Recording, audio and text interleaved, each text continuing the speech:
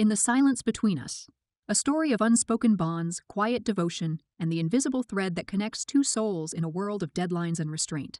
A journey through love that never spoke its name, yet lingered in glances, letters, and the stillness of shared ambition. She entered the building every morning as the first light of dawn began to scatter across the skyline, casting reflections against the glass skyscrapers of the business district.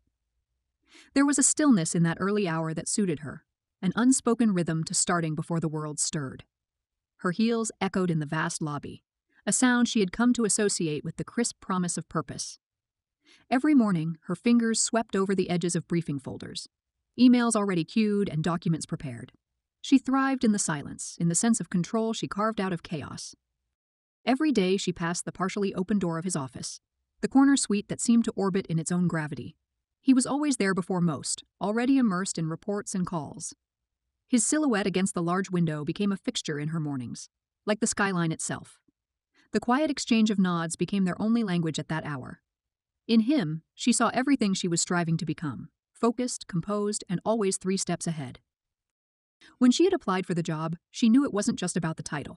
It was about proximity to excellence, to power, to a man whose mind operated like a well-oiled machine. She had studied everything about the company and even more about him, his leadership style, his routines, and his press interviews. What others called obsession, she called preparedness. She understood early on that being exceptional was not enough. She had to become necessary. Over time, necessity turned into quiet indispensability. She learned how to anticipate what he would need before he even voiced it. She curated his day to align with the nuances of his moods and energy, calling when he was sharpest and difficult clients when his patience was at its peak. She filtered emails, restructured briefs, and prepared summaries that saved him time, effort, and embarrassment. If he was the captain, she was the compass. Yet, no one outside truly noticed. That suited her fine. Because while recognition could be satisfying, it was proximity that truly mattered to her. He never offered praise, at least not in the way others might. But she began to see his appreciation in the unspoken way he trusted her with sensitive accounts and the way he paused at her desk before heading into key meetings, as if seeking her silent confirmation. It wasn't love, not in any way she could easily define, but it was something more sacred than flirtation. It was professional intimacy. That bond, built over long nights and relentless pressure, became her quiet obsession. There were days when they barely spoke, but there was always awareness. In the shared glance during a high-stakes meeting, in the echo of their footsteps as they exited the office together in silence. Every part of her life began to revolve around those moments. She stayed later and later, not because of workload, but because she didn't want to miss that soft intimacy that sometimes appeared only in the office's fading light. But within her grew a dangerous tenderness. She tried to crush it at first. She told herself it was admiration, respect. But the truth was more complicated. She began to feel more alive in his presence than in any other space. The mundane became meaningful. Her days were defined not by her tasks, but by the subtleties of his reaction. The soft furrow of his brow when he read her memo, and the way his voice lowered when speaking to her across the room. She had no right to that closeness. He was her boss, after all. And though they had crossed no lines, their connection hovered constantly on the edge of something fragile. She became acutely aware of her vulnerability, of how deeply her sense of self was tied to his recognition. It frightened her, this dependency. But she also couldn't let it go. Because in a life that had always been defined by careful control and silent ambition, he had become the only thing that felt real. The office itself became a sanctuary. She knew the smell of the leather chairs in his office and the angle of light that fell across his desk at 3 o'clock. She memorized the cadence of his footsteps and the silence he needed when he was calculating. The routines gave her clarity. In this environment, she could predict outcomes. She could shape outcomes. She remembered the first time he looked at her after a presentation she had helped him prepare, with a depth that startled her. It wasn't romantic, not exactly, but it wasn't indifferent either. In that glance, she saw acknowledgement not just of her work, but of her mind. She had guided the tone of that presentation and reshaped the strategy, and the board had responded with stunned approval. That night, she stayed at her desk long after everyone had left, staring at the city lights with a mixture of pride and sorrow. Because in that moment of triumph, she realized she wasn't just working for the company, she was working for him. In her dreams, she sometimes imagined him reaching for her not out of lust but out of need, that she would become the person he turned to not just in crisis but in life. But each morning she woke up and donned the mask again, professional, efficient, unflinching. She buried the tenderness. She wore silence like armor. Still, there were cracks. She remembered a late night when she found him still at the office, jacket off, sleeves rolled, his eyes hollow from exhaustion. She had brought him coffee without asking and placed it gently on the table. Their fingers brushed for a second. Just a second. But it lingered in her skin for days. Sometimes she hated herself for how much she needed those fragments, how much they fed something inside her that she had tried to bury for years. But she also understood this was how she survived. Her connection to him gave her direction. Her work gave her structure. And together they created a rhythm that made her feel, for the first time in her life, seen. It wasn't a fairy tale. She didn't pretend it was. There were days he barely noticed her, days when she felt invisible, when his tone was clipped and his focus elsewhere. On those days, she worked harder, not to win back his attention, but to restore her sense of control. She reminded herself that she wasn't here for validation, but the lie felt brittle. There was a small, almost unremarkable moment when he passed her a thank you note after a critical project closed. A simple handwritten note, nothing elaborate. But she kept it folded in her wallet for months. Read it again and again during long nights. It wasn't what he said, but the fact that he had written it. That in his world of precision and performance, he had made something personal, for her. Their relationship remained suspended between the personal and the professional. They never touched outside of accidental brushes, never exchanged personal stories beyond the occasional mention of parents or fatigue. But she knew his favorite pen. She knew the brand of aftershave he wore. She knew the way his voice changed when he was about to make a difficult decision.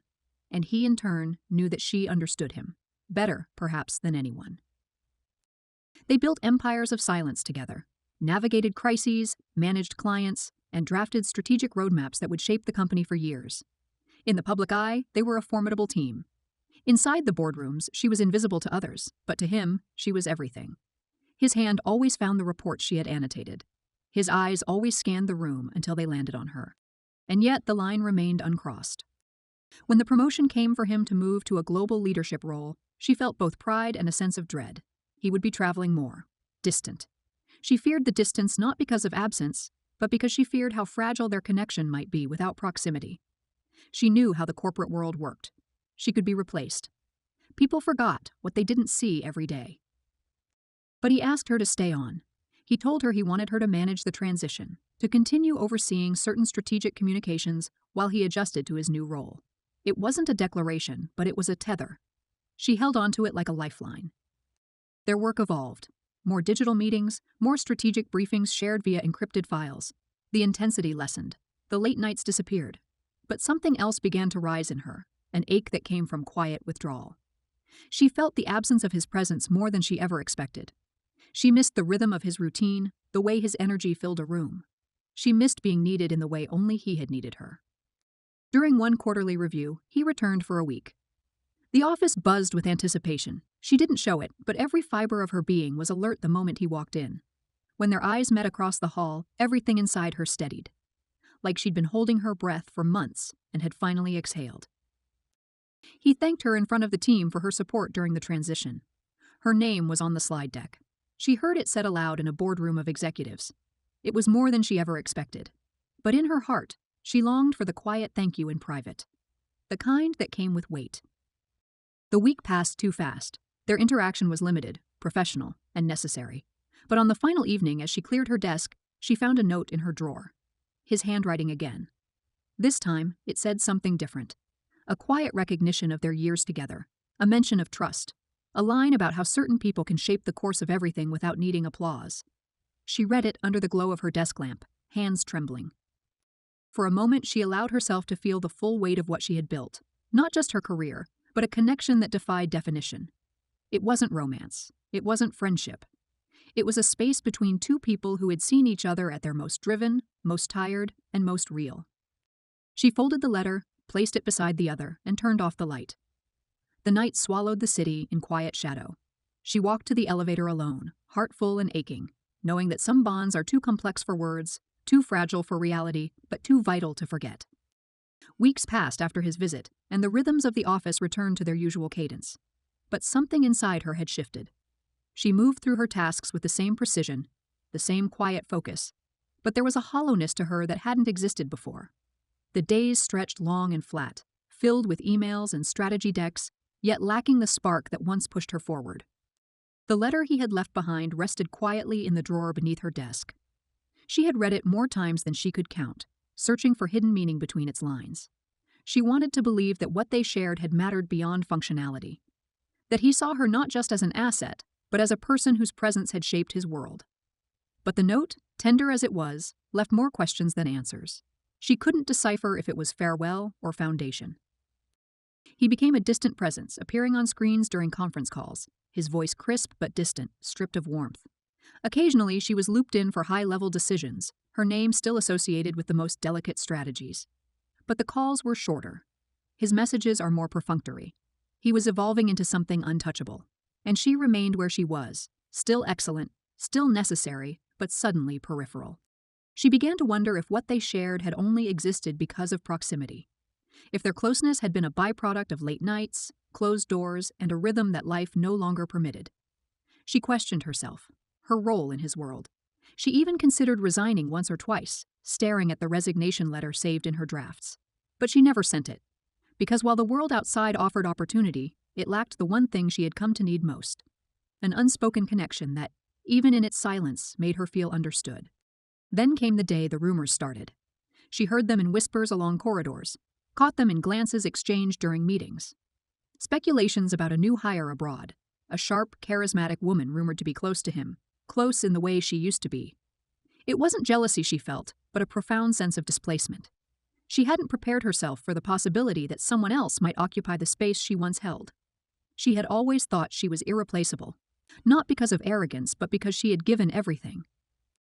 She watched as his updates began to reflect different languages. The tone of his communications changed to be more assertive and colder. The vision they had once shared seemed to no longer require her insight. He was still respectful, still professional, but the intimacy had dissolved. The silent acknowledgments were gone. The handwritten notes had stopped. She carried on because she knew no other way. She mentored junior staff, optimized systems, and delivered beyond expectations. And yet beneath all of it, she was grieving. Not a person, but a bond, an invisible thread that had once connected her to something greater than herself. It wasn't until the company announced its annual global summit that she realized she would see him again. The invitation came through formal channels, but her name was listed as a key presenter. Her hands trembled when she read the agenda. He would be leading the keynote. Their names, separated by 5 slots on the schedule, were still linked in fine print. The summit was held in a sprawling coastal resort, the kind of place where people wore polished ambition like tailored suits and conversations floated on crafted smiles. She arrived early, checked into her room, and stood by the window watching the ocean bend to the wind.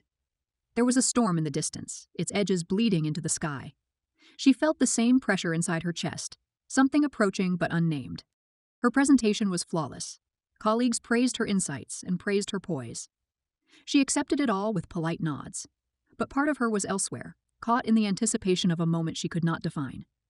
She didn't know what she wanted from seeing him again. Closure? Renewal? She only knew that she needed something to fill the void he had left. They crossed paths in the hallway between sessions. The moment stretched and held. He looked tired, older. There were fine lines around his eyes that hadn't been there before. His posture was as commanding as ever, but she saw in him the fatigue of a man who carried too much and said too little. Their eyes met. He paused. It wasn't the reunion she had imagined. There were no embraces, no private corners, just a silent acknowledgement, a momentary tether in a world spinning too fast. He moved on, absorbed by greetings and appointments, and she stood still, her body frozen with memory. Later that night at the closing gala, the air shimmered with soft lights and clinking glasses. She stood at the edge of the ballroom, watching colleagues dance, laugh, and connect. She sipped wine, not out of celebration, but out of habit. Across the room, she saw him surrounded by people, talking, smiling, and performing the role he had mastered. He glanced at her once, just once, but it was enough. She left before midnight, shoes in hand, wind pulling at her hair. The sea was loud now, waves crashing against the rocks. She walked the shoreline barefoot, letting the salt sting her skin. She remembered the early mornings in the office, the shared silences, and the way his presence had anchored her life. And then, in that dark horizon, she let it go. Not with anger, not with bitterness, but with understanding. She had loved him, not in the way stories described, but in the quiet, enduring way that reshapes your soul. He had never belonged to her, and perhaps she had never truly belonged to him. But they had belonged to a moment in time, a fragile span of years where their lives overlapped in purpose and longing. That had to be enough. She returned to work with a new kind of stillness. Not defeat, but acceptance. She no longer waited for emails or paused at the sound of footsteps. She built new systems, led new teams, and mentored people with the same precision and passion. But she no longer sought tether in someone else. Her identity became her own again. He reached out once more with a message of congratulations when she led a major transformation initiative. Short, professional. The kind of message one sends to a respected colleague. She responded the same way. There were no lingering words, no subtle hints. The bond had been buried under time and silence, but it still pulsed beneath the surface, like an old scar that sometimes aches in the cold. Years passed. Promotions came. Titles changed. People moved on. She sometimes heard about him through others, in headlines or press releases. He continued to climb, reshaping industries with the same sharpness that had once captivated her. And she continued to build, perhaps quieter, but with a different kind of power. On the rare evenings when she allowed herself nostalgia, she would open her drawer and unfold the letters he had left behind. Her fingers would trace the handwriting, her mind recalling the cadence of his voice, the look in his eyes when he relied on her most. And though they had never crossed the line, never spoken the truths they carried, they had shared something irreversible. She never spoke of it to anyone. There was no confession, no tale to tell, only a memory etched in the quiet spaces of her life. A bond that had defined a chapter and then released her to write the rest of her story on her own. The world moved on, the skyline changed, new leaders rose. But in the spaces between ambition and silence, between control and vulnerability, she carried the truth of what they had once been. Not lovers, not strangers, something in between, something sacred. And sometimes, as she stood by the window of her new office high above the city, older now, wiser, she would think of him. Not with longing, but with gratitude. Because in building his world, she had learned how to build her own. Because in giving him everything, she had discovered herself. And because some stories are meant to end not with declarations, but with distance, not with permanence, but with memory.